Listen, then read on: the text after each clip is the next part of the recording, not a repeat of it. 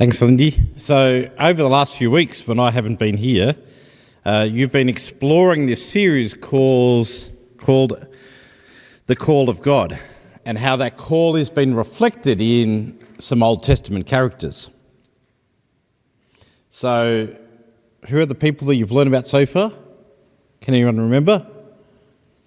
Sorry, I shouldn't do this in a sermon because everyone goes, I don't know. Is it David and Solomon that you've looked at? The call of David, and that was through the prophet Samuel. And then last week, Kevin talked about the call of Solomon, particularly the call of Solomon to build the temple for God. But I hope that this series hasn't given you the impression that the call of God is only for important people, like kings or prophets or priests, but the call of God is for all people. God has a purpose for all people, a calling for all who believes. That's why the Apostle Paul in Ephesians chapter 4 urges us to live a life worthy of the calling that we have received. He goes on to describe that this calling can be many different things. He talks about to serve, to teach, to show mercy, to build others up. The Bible is clear. Everyone is called and gifted to serve in God's mission. So what does that calling look like? You might be sitting there going, well, I've never received a call from God. What does it even mean? This call can come in different ways. Yes, it can come very obvious, like hearing the voice of God asking you to do something. Like Samuel, when Samuel was called to be a prophet, that's when he was lying in bed and heard God call out, Samuel, Samuel, and he responded, speak, your servant is listening, and God told him what to do. It's almost like, it's a very direct way of calling. God says, I've got a job, I've got a task, I'm inviting you to be a part of it. But that's not the only way the people in the Bible are called. For others, it can be a little bit more like the Jeremiah experience, where Jeremiah talked about, I've got this passion, I've got something burning within me, and I feel like if I don't do anything about it, it's going to burn me up on the inside. And so it's the passion that drove the calling of Jeremiah. Watching Bill's video of Common Grace, I would assume some of the people who work in social justice would speak about that. The passion of, wanting things to be right drives them forward, is part of their calling. Some hear God's call in compassion. So a little bit like the Good Samaritan, who saw the person lying beside the road, and it said they were moved to do something about that. And so some people say their calling comes from this compassionate response. They see something and their faith doesn't allow them to walk by. There's a compassionate response to the calling. They respond in love. Or lastly, people might talk about Nehemiah's calling, when Nehemiah would say, I don't know what God wants. I don't know. But I can see that something is broken. In his case, it was the walls of Jerusalem. I can see something is broken and somebody needs to fix it. And why shouldn't it not be me? So his calling was, I'm just responding to a need. And I don't see any reason why it shouldn't be me who responds. See, I believe that God calls all of us. Some of them is in big, obvious ways, some of them is not. But God is calling all of us to be part of God's work of love and grace in the world. Often that calling can be fulfilling and life-giving, but sometimes it can be hard and draining as well. And that's where we find our story today about Elijah. We don't know much about the prophet Elijah's early life, or even his initial calling to be a prophet. It's just not in the Bible. We don't know about it. Elijah appears during the reign of the wayward Israelite King Ahab, and his wife, Queen Jezebel. Queen Jezebel led the nation astray into worshipping Baal. And in chapter 17, a couple of chapters before our Bible reading today, Elijah just bursts on the scene. We don't know anything about him beforehand. He just walks up to the king and queen and says, "As the Lord, the God of Israel lives, there will be no dew or rain in the next few years in Israel except on my word." And sure enough, they went into this long extended drought. Even in the drought, Elijah has this run of miracles. He has a very impressive start to his being a prophet. Initially, he is fed by ravens, and then he stays with a widow whose flour and oil never runs out. The widow's son dies, and Elijah brings him back to life again. It's a pretty impressive start to his ministry. And then, of course, in 1 Kings chapter 18,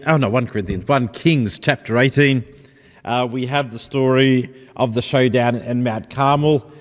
You know the story, don't you? The prophets of Baal and Elijah, and they're trying to pray to their God to send fire down from heaven.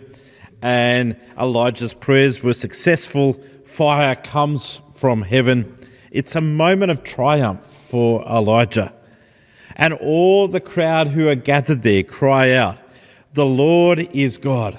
The Lord is God." It really is the high point of Elijah's ministry. Everything's going great.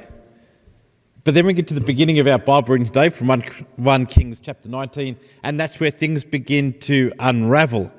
We read that in his victory, Elijah orders the execution of all Baal's prophets. We're not quite sure whether this is what God wanted. It is certainly what causes a whole lot of problems for Elijah. Queen Jezebel is furious and vows revenge, and suddenly Elijah, the mighty prophet, is burnt out, afraid, and running for his life. Have you ever felt like Elijah? When serving God or helping others, which usually is something that is helpful and life-giving and joyful, sometimes it can be difficult and draining. When you've given your all in ministry, in family, in life, but you just find that now you're flat. The adrenaline has dropped, the tank's empty. You love God, you love serving, but you're tired and you're not sure if you can keep going. And this is where we find Elijah in our Bible reading, the burnt-out prophet. One moment he's calling down fire from heaven, and the next moment he's sitting underneath a broom tree saying to God, "I'm done. I'm done. I've had enough. I can't do this anymore. I'm done." I think we need to realise that exhaustion is not a failure. It's actually human.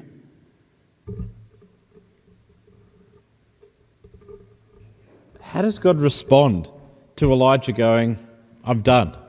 I can't do this anymore"? Well, I've already given you a hint in the kids' talk this morning. There is no rebuke, there's no lecture. God simply lets Elijah sleep. Then he sends an angel with food and water, and Elijah rests again. And the angel says, "Eat, for the journey is hard." I find it just fascinating that God's response to Elijah's burnout is not a command, but care. Rest, food, space to recover.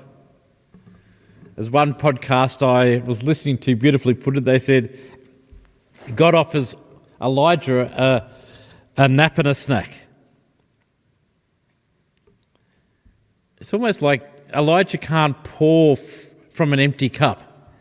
His inner well is empty, and God knows it needs to be refilled so that Elijah can keep going on. And so it's important for Elijah to stop. Sometimes the most spiritual thing that you can do is exactly that. To rest, to eat, to pause, to refill. I will admit I'm not good at practicing what I'm preaching here. I'm not good at it at all. However, it is the reason that Mary and I went away a week ago. Because we both looked at each other and said, we're exhausted. We need to just stop for a moment. And that week was very precious in that renewing of ourselves ready for the Christmas rush. And that was the same with Elijah. That once Elijah was rested, that God invited Elijah back into the conversation again, back into doing ministry. Strengthened by rest and food, Elijah travels to Mount Horeb, which is the same mountain that God spoke to Moses. And there in a cave, Elijah waits. And you heard it in the Bible reading today. God says to Elijah, "What are you doing here? What are you doing here?" It's interesting that in the Hebrew, that can be read two different ways. It can be read accusingly, like, "What are you doing here? Why are you here?" But another way of reading those words in Hebrew is much more softer. A little bit like God saying, "Tell me what's going on. Tell me what's weighing upon you or your heart at the moment. Tell me what's going on." And I actually like that second one because it actually fits better with the rest of the story. There's this tenderness about God saying, "Come on, share with me. Be honest with me. What's going on? What are you doing?" Elijah pours out his heart and says, "Look, I've been doing all this work for you. I've been trying my best. I've gone non-stop.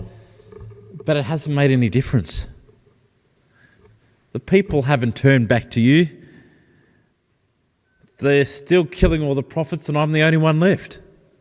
It hasn't made any difference. That's what's going on. That's why I feel the way I'm feeling. Nothing is making a difference."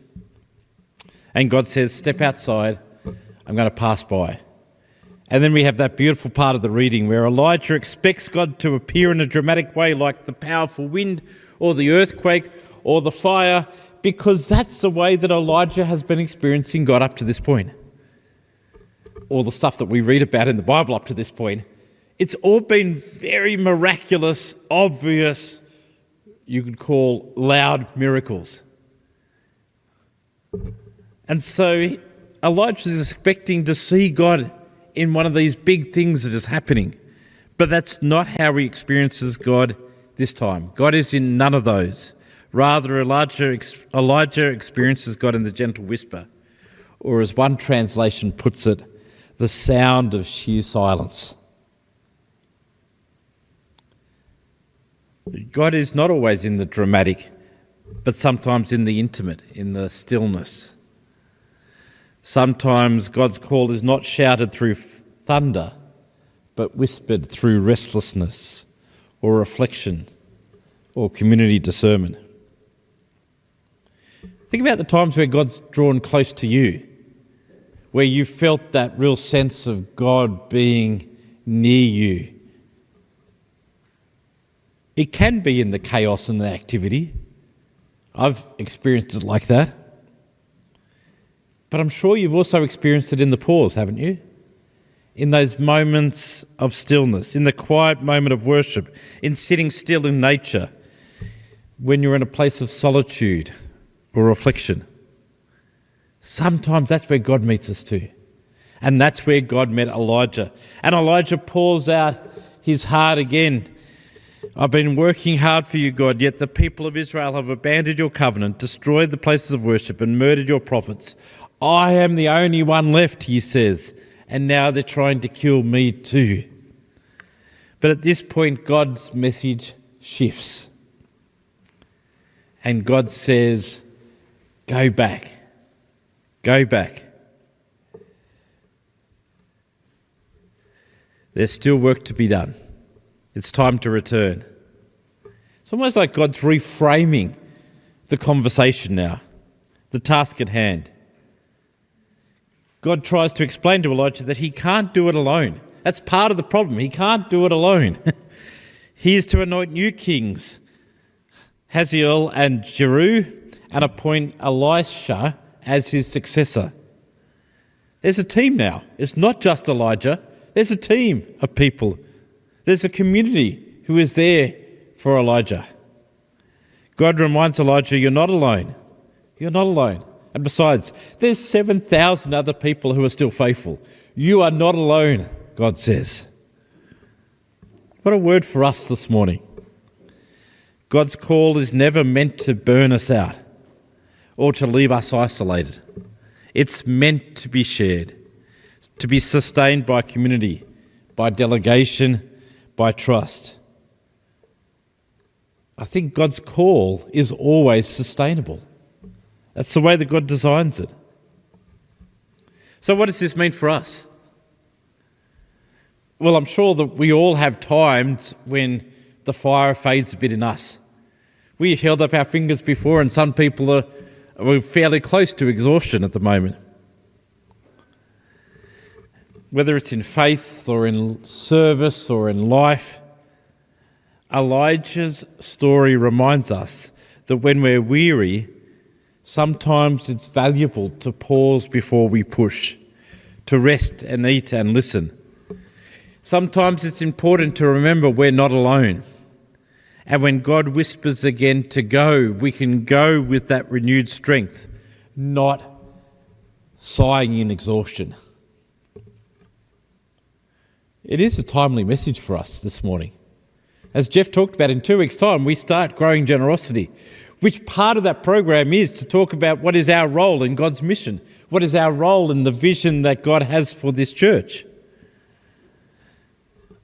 Sometimes we might go, aren't we doing enough? Aren't we doing enough? It's also in 2 weeks' time the flea market, which is always a time that people look a little bit weary by the end of that. So as a church, I know we've had some incredible seasons over the years, some successes and moments where God's fire has really burned brightly. When we've really felt God's hand at work in our church. And now as we get ready to build, what does it mean to build the church for the next decade? Maybe God's whispering us something that we need to hear this morning. A call to sustainability, not exhaustion. A call to share the mantle, not just let the same people do all the work, but empower all people of all ages into leadership and service. A call to play our part, not necessarily by doing more, but by being deeply attuned to God's quiet call. Vision 2030 and the Growing Generosity program aren't about making our lives busier. They're about a deeper responsiveness. God doesn't need us all to be running around frantically. That's not what God's plan for us is. God longs for renewed people, rested, nourished, and ready to serve again. So what is God trying to say to you this morning? If I put up these 4 words or phrases, which one is God making jump out to you this morning? Do you need to rest? Do you need to eat? Do you need to remember you're not alone? Or do you need to hear God's call to get back into it because there's still work to do? Whatever that word is for you this morning, may that word dwell in your hearts this week. May you always remember that God meets us wherever we are, in our energy, but also in our weariness. And God can restore us with bread, with silence, with purpose, so that we're ready to continue serving God. This week, may we all listen for that whisper, be nourished by grace and ready to rise again, not alone, but together, to play our part in God's unfolding story of hope. Amen.